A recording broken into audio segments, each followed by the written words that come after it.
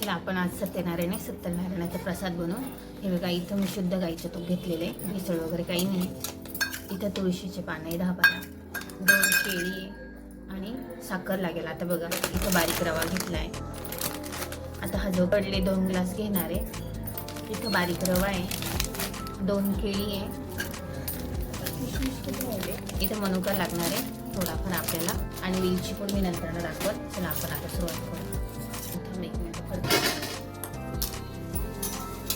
याच्यामध्ये आपण तूप घालू.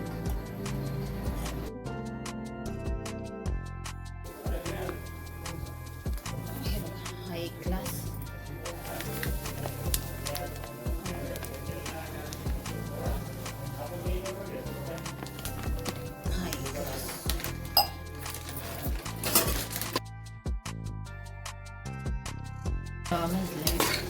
तेल सोडायला सुरुवात केली बघा, आजूबाजूला तेल दिसतं. याच्या आत आपला रवा भाजला गेला आहे. 25 मिनिटांमध्ये आता आपण याच्यामध्ये केळी टाकू. केळी पण अशाच करून घ्यायची. आता याच्यामध्ये तुळशीचे पान, याच्यामध्ये वेलची टाकायची. वेलची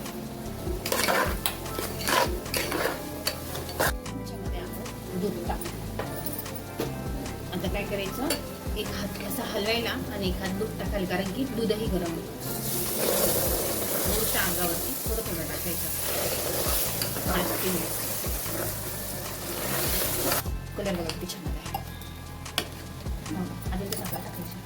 आता याच्यामध्ये मनुका. आता याच्यामध्ये आपण बरोबर 3 ग्लास रवा घेतला होता ना, आणि अर्धा लिटरला म्हणजे एवढा 1 ग्लास वाढवा असेल, म्हणजे 1/4 जास्ती दूध घेतलं. आता त्याच ग्लासाने ही घरातली साखर आहे, जाड साखर आहे, जास्ती गोड असते. हा 1 ग्लास आणि परत हा 1 ग्लास, 3 ग्लास रवा तर 2 ग्लास साखर टाकलेली बरोबर. त्याला साखर अजून लागणार आहे, पर्यंत एवढी हलवून घेतली असतं बरोबर. अर्ध्याला बरोबर 2.5 ग्लास साखर टाकली. आता हे माप बरोबर आहे, अर्धा किलोच्या पेक्षा थोडा जास्ती, कारण की मला स्वामी समर्थाच्या मंदिरात द्यायचं आहे म्हणून मी वाढीव बनवला आहे.